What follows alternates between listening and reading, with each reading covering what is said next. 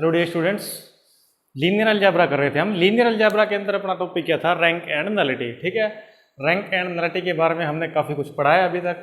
तो आज हम क्या करेंगे कि इससे रिलेटेड दो क्वेश्चन है अपने पास, वो सॉल्व करेंगे। तो लास्ट टाइम हमने जो अपने पास एक मोस्ट इम्पोर्टेंट रिजल्ट था कि अगर कोई मैपिंग है टी यू से लेके वी तक, तो अपने पास ना rank of T plus nullity of T किसके इक्वल आती है? डायमेंशन ऑफ यू की। ठीक है, इसका यूज़ करेंगे हम। तो ना अपने को क्वेश्चन देखते हैं कि क्या है। एक ना मैपिंग दे दी, क्या? टी R4 से लेके कहाँ तक दे दी? R3 तक। ठीक है, एक लीनियर ट्रांसफॉर्मेशन दे दी और उसकी डिफाइनिंग किस तरह से दे दी उसने कि जो टी E1 है वो किसके इक्वल है? 1 1 1। ठीक है, और जो टी E2 है वो किसके इक्वल है? 1 -1 1।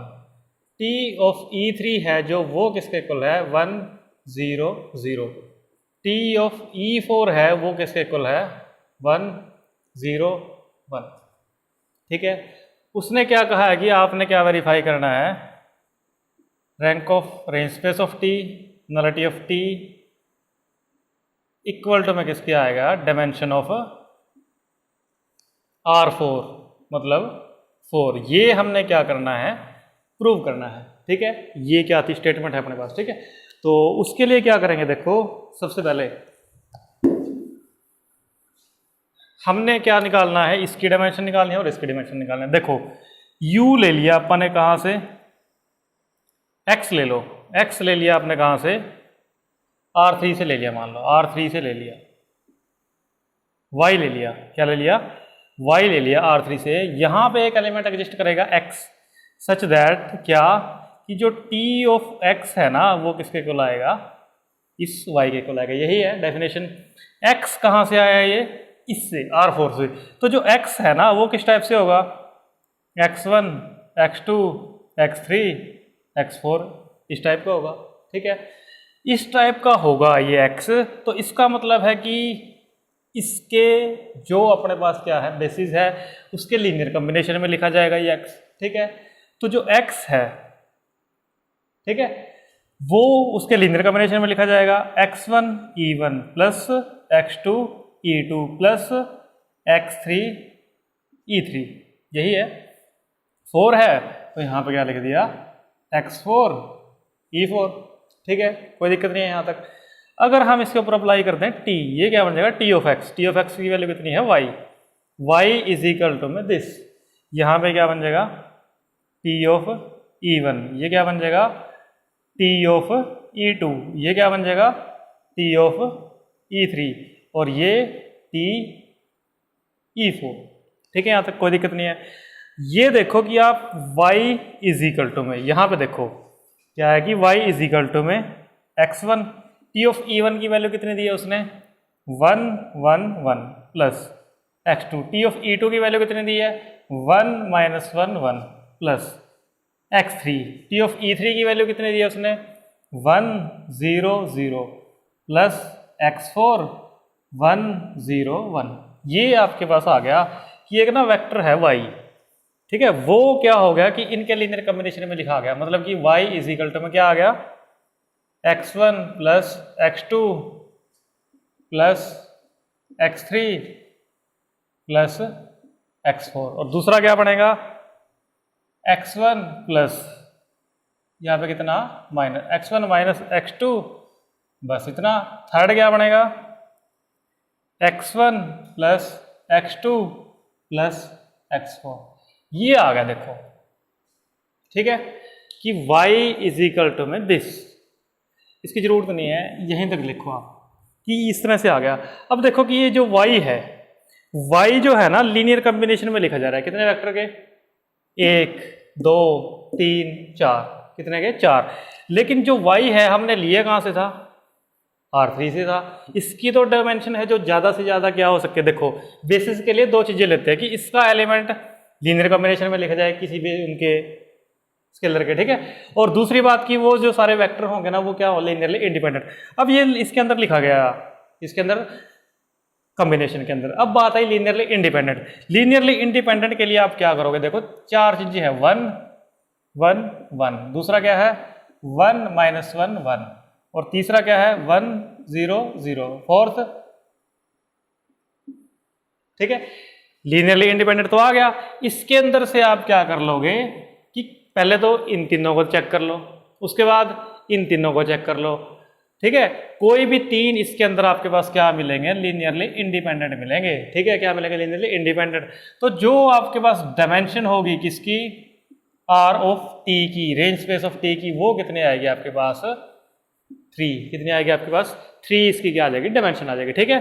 तो इसकी जो डायमेंशन है आपके पास कितनी आ गई, 3 आ गई, ठीक है। समझ आया इतना।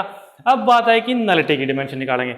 नलिटी के लिए क्या करेंगे, देखो नलिटी के लिए क्या किया, सेम अब की बार आपने क्या किया, x लिया कहां से, R4 से, ठीक है, और x लिया आपने कहां से, R4 से लिया है। तो जो इसकी वो होती है अपने पास कि x आपने ना क्या ले लिया, नलिटी ऑफ t से ले लिया। नलिटी ऑफ t है जो, वो सबसेट होता है किसका, R4 का, ठीक है। तो जो t ऑफ x है ना, वो किसके को लाएगा, 0 के।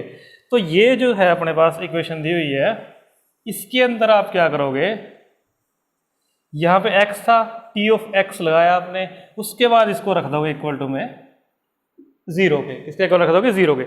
जब आप रखोगे इसको इक्वल टू में 0, तो ये क्या बनेगा आपके पास, x1 plus x2 plus x3 is equal to में 0। दूसरा क्या बनेगा, x1 minus x2 is equal to में 0। थर्ड क्या बनेगा, x1 plus x2 plus x4 is equal to में 0। यहां से देखोगे आप कि x1 इज इक्वल टू में क्या आ गया, x2। देखो इस तरह से है ना, x1 x2 x3 x4। यहां से देखो x1 तो x1 ही है, जो x2 है वो x1 के इक्वल आ गया। अब बात आई x3 की। इन दोनों की वैल्यू जब आपने यहाँ पे पुट की, x1 इज इक्वल टू में x2 है, तो कितना आ गया 2x1 plus x3 is equal to में 0। तो x3 की वैल्यू कितनी आ गई, माइनस का 2x1, माइनस का 2x1। अब ये सारी वैल्यू जब आपने इसके अंदर पुट की, x1 और x2 तो इक्वल है, 2x1 x4 की वैल्यू कितनी आ गई आपके पास, ये कितना बना आपके पास, x1 x2, और आपके पास किसकी वैल्यू आ गई, x3 की। जब आप यहाँ पे पुट करोगे, x3 की वैल्यू कितनी आ गई आपके पास, माइनस का 2x1। ये ठीक लिखा है क्या, x1 plus x2 plus x3 is equal to में यहाँ पे x4 है, ठीक है, इस तरह से, ठीक है। तो यहाँ पे जब आपने क्या किया, देखो कि दोबारा देखो वैल्यू आ गई। अब बात आएगी इसकी वैल्यू जब आपने पुट कर दी यहाँ पे 2x1 इज इक्वल टू में x4, तो x4 की वैल्यू कितनी आ गई, माइनस का 2x1, माइनस का 2x1। अब x3 की बची है, यहां से निकलेगी, x1 इक्वल है दोनों, तो 2x1 प्लस x3, x4 की वैल्यू जो है क्या है, माइनस का 2x1 इज इक्वल टू में 0। ये कैंसिल, x3 कितना आ गया, 0, ठीक है, सारी वैल्यू निकल गई। यहां से देखो कि अगर आप x1 को ले लिया आपने कॉमन, 1 1 0 माइनस का 2, तो ये जो अपने पास है कि इंडिपेंडेंट तो अपने पास सिर्फ एक ही आया है x1, बाकी सारे x1 पे डिपेंड हैं, ठीक है। तो यहाँ पे इसकी जो डायमेंशन है वो कितनी होगी, सिर्फ एक ही वेक्टर आया है, कौन सा, दिस, यही लीनियरली इंडिपेंडेंट है, सिंगलटन है। तो ये डायमेंशन है जो नलिटी ऑफ टी की, वो कितनी है आपके पास, 1, कितनी है 1। यहाँ पे कितनी आ गई, 1 3 + 1, ये किसके इक्वल आ गया, 4 के। ये आपके पास क्या हो गया, प्रूव हो गया, ठीक है। बिल्कुल सिंपल है, जो आपने rank plus nullity is equal to में डायमेंशन ऑफ यू वाली थ्योरम की थी, उससे इजीली हो जाएगा, ठीक है। तो यहाँ से लास्ट सम है अपना एक और, क्या दिया हुआ है देखो, वो क्या दे दिया उसने, मैट्रिक्स की फॉर्म में, कि उसने क्या दे दिया, एक मैट्रिक्स दे दी, ठीक है। तो बिल्कुल इजी सम है, देखो उसने क्या दे दिया कि ना, एक ना वेक्टर स्पेस ले दिया, V ना एक वेक्टर स्पेस है, V इज ए क्या है, कि वेक्टर स्पेस है जिसके अंदर सारी की सारी ना 2 क्रॉस 2 की मैट्रिक्स है, क्या है, 2 क्रॉस 2 की सारी मैट्रिक्स है, उसका एक वेक्टर स्पेस बना लिया, ठीक है। और उसने एक मैट्रिक्स दे दी क्या, M की वैल्यू उसने क्या दे दी, 1 -1 2 -2, ठीक है। यहाँ माइनस है, ये क्या है, प्लस है, ये दे दी। और उसने जो डिफाइनिंग दी है T V से लेके V तक किस तरह से दी है, T of A is equal to में MA, T of A is equal to में MA। उसने क्या बोला है कि हमने क्या फाइंड आउट करना है, इसकी डायमेंशन और इसकी डायमेंशन। ठीक है, पहले हम इसकी डायमेंशन निकालते हैं। अब देखो कि ये एक मैट्रिक अपने पास क्या है कि वेक्टर स्पेस है, 2x2 की अपने पास क्या है मैट्रिक्स है। तो बेसिस जब हम लेंगे ना, तो बेसिस अगर आप 2x2 की मैट्रिक्स के बेसिस ले रहे हो, वेक्टर स्पेस है, तो बेसिस क्या बनेंगे आपके पास 1 0 0 0, फर्स्ट ये, सेकंड 0 1 0 0, थर्ड क्या बनेगा 0 0 1 0, और उसके बाद 0 0 0 1। ठीक है, सारे के सारे आपस में क्या है, लीनियरली इंडिपेंडेंट है, ये बढ़ेगा। तो अब सबसे पहले तो आपने इसकी निकालनी है वैल्यू। इसकी निकालोगे तो आप उसके लिए आपने क्या किया, सबसे पहले तो उसने बोल रखा है कि जो T ऑफ A है ना वो क्या है, M ऑफ A है। तो सबसे पहले T ऑफ ये रख लिया आपने, इसको नाम दे दो मान लो A1। M की वैल्यू कितनी है आपके पास 1 -1 -2 2, इसकी मल्टीप्लाई करोगे आप किससे, A से, 1 0 0 0, कितना आ गया आपके पास, क्या आ गया आपके पास 1 0 -2 0। उसके बाद T ऑफ A2 की करोगे, वो कितनी आएगी आपके पास 1 -1 -2 2, कितने आएगी 0 1 0 0, कितनी आ गई 0 1 और 0 -2। T ऑफ A3 की करोगे, वो कितनी आएगी 1 -1 -2 2, यहाँ पे 0 0 1 0, कितना आ गया आपके पास -1 0 2 0। T ऑफ A3 उसकी वैल्यू कितनी आएगी आपके पास 1 -1 -2 2, और किससे करोगे 0 0 0 1, ये आपके पास कितना आ गया 0 -1 और 0 2। ठीक है, उसके बाद आपने क्या करना है ना कि एक मैट्रिक्स बना लेनी है 4x4 की। वो किस तरह से, जो ये आया है इसको आपने लिख देना है किस फॉर्म में, रो फॉर्म में, 1 0 -2 0, सेकंड को 0 1 0 -2, उसके बाद थर्ड को -1 0 2 0 0 -1 0 2, लिख दिया। उसके बाद आपने इसको क्या करना है, रो एक्लन फॉर्म के अंदर बना लेना है। देखो क्लियरली दिख रहा है कि ये जो दोनों है जब आप इसको ऐड करोगे 0 बन जाएगा और ये क्या हो जाएगा 0। ये दोनों देखो कि क्लियरली दिख रहा है, ऐड करोगे दोनों को तो ये क्या हो जाएगा 0 और ये क्या हो जाएगा 0। कितनी डायमेंशन है इसकी 1 2, और इसके एलिमेंट किस तरह से बनेंगे, फर्स्ट रो है ना तो इसका क्या बनेगा 1 0 -2 0, दूसरा क्या बनेगा 0 1 0 -2। ये जो दो हैं आपके पास ये क्या है, बेसिस के एलिमेंट है। तो जो डायमेंशन है अपने पास किसकी, रेंज स्पेस की, वो कितनी आ गई आपके पास 2, कितनी आ गई, जो डायमेंशन रेंज स्पेस की कितनी आ गई 2 आ गई। ठीक है, अब बात आई कि नलिटी की कैसे निकालेंगे। नलिटी की कैसे निकालेंगे, देखो बिल्कुल इजी है नलिटी वाली। नलिटी के लिए क्या किया, देखो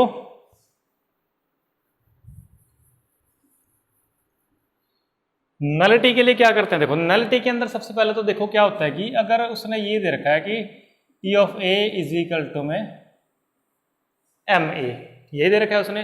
अब देखो कि कोई भी मैट्रिक्स नलिटी के अंदर कब जाएगी, देखो ऐसे होता है ना कि कोई भी है अपने पास, मान लो A है, इसके ऊपर अप्लाई किया आपने, ये 0 बन गया, तो इसका मतलब क्या है, इसका मतलब अपने पास ये है कि जो A है ना ये नलिटी में चला गया, कि वो 0 बना रहा है। ठीक है, तो हमने क्या किया, देखो हमने क्या किया है कि ना एक मैट्रिक्स ले ली, क्या एक मैट्रिक्स ले ली, क्या नाम दे दिया उसको A B C D, इसके ऊपर क्या कर दिया T अप्लाई कर दिया, और ये क्या बनेगी अपने पास, देखो -1 1 -2 1, और मल्टीप्लाई कर दी किसके साथ A B C D।